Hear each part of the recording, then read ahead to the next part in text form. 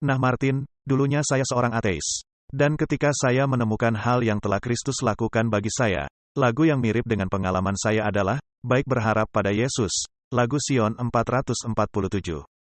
Hanya mendengar firman-Nya, di mana sebelumnya saya tidak melakukannya. Ini sungguh berdampak bagi saya. Itulah sebabnya lagu tersebut dipakai sebagai lagu tema dalam serial Total Onslaught.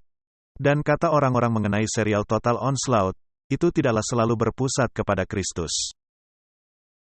Karena banyak fokus kepada penyelewengan di dunia, pertentangan besar dan hal-hal itu. Mengapa saya memilih lagu tema itu, jika tidak berpusat kepada Kristus? Karena jika Anda telah membuang sampah-sampah, maka yang tersisa hanyalah Kristus. Itu untuk menunjukkan semua penipuan yang menjauhkan Anda dari Kristus. Jadi ini berpusat pada Kristus. Karena itu membuang semua tabir asap, dan kembali membawa Anda kepada Kristus.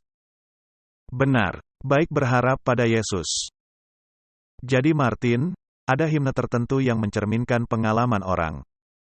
Tetapi harus adanya unsur teologia di dalamnya. Jadi, himne ini pertama kali muncul dalam himnal John Wesley, tahun 1739, Hymn and Sacred Poems.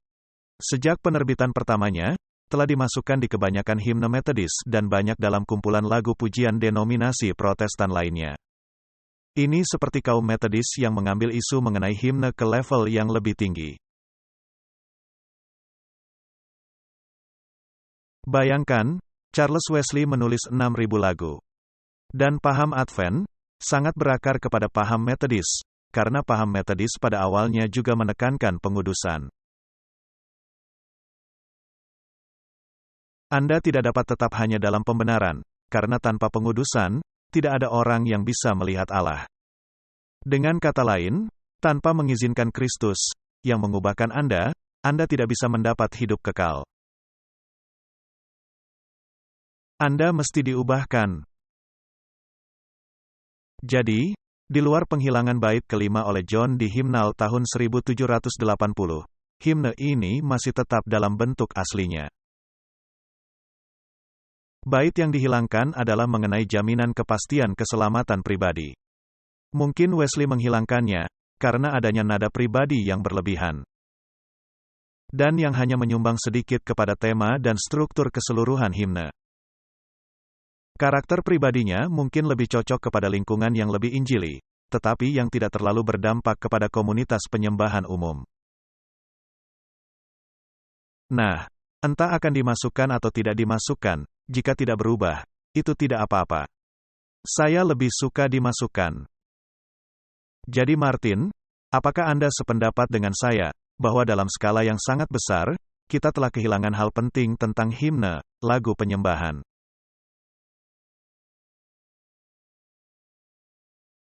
Nah, hal yang saya lihat adalah ketika Anda mendatangi sebuah gereja, dan jemaat menyanyikan himne.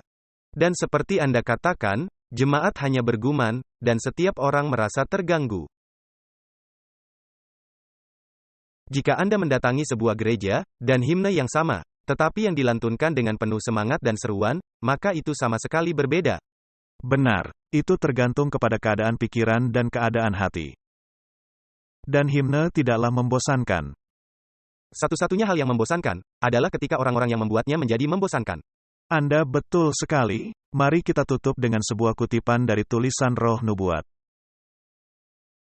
Seni melodi suci dikembangkan dengan tekun di sekolah para nabi. Tidak ada irama walt yang remeh terdengar, tidak ada lagu yang dinyanyikan sekedarnya, yang memuji manusia dan yang mengalihkan perhatian kepada Allah. Melainkan mazmur hikmat yang sakral, dalam pujian kepada Pencipta, meninggikan nama Allah dan merenungkan karyanya yang ajaib. Jadi, musik dibuat untuk suatu tujuan kudus. Untuk mengangkat pikiran kepada hal yang murni dan agung, untuk meninggikan dan membangkitkan pengabdian dan ucapan syukur kepada Allah dalam jiwa.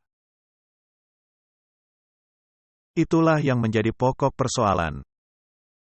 Kita mesti kembali kepada bentuk penyembahan seperti ini. Dan kita mesti belajar mengapa lagu kita menyanyikan sebuah lagu. Apa makna lagu itu? Dan bagaimana itu diterapkan secara pribadi bagi saya. Maka kita tidak akan bernyanyi, hanya dengan bergumam.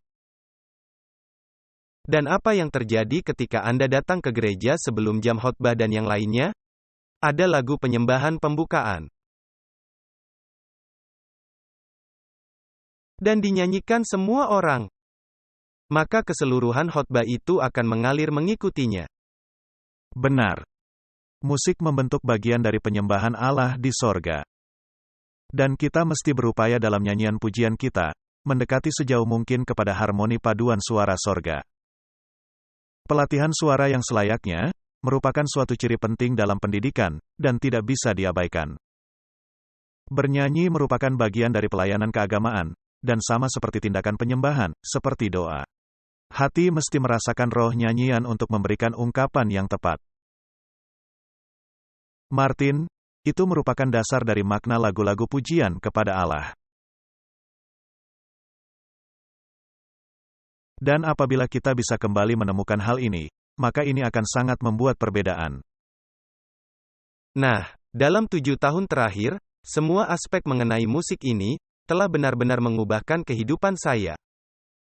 Dan saya harus memberitahu Anda bahwa, begitu Anda mengizinkan Tuhan mengubah apa yang Anda anggap benar dan apa yang sebenarnya Allah inginkan dalam musik sakral, seluruh dunia menjadi terbuka.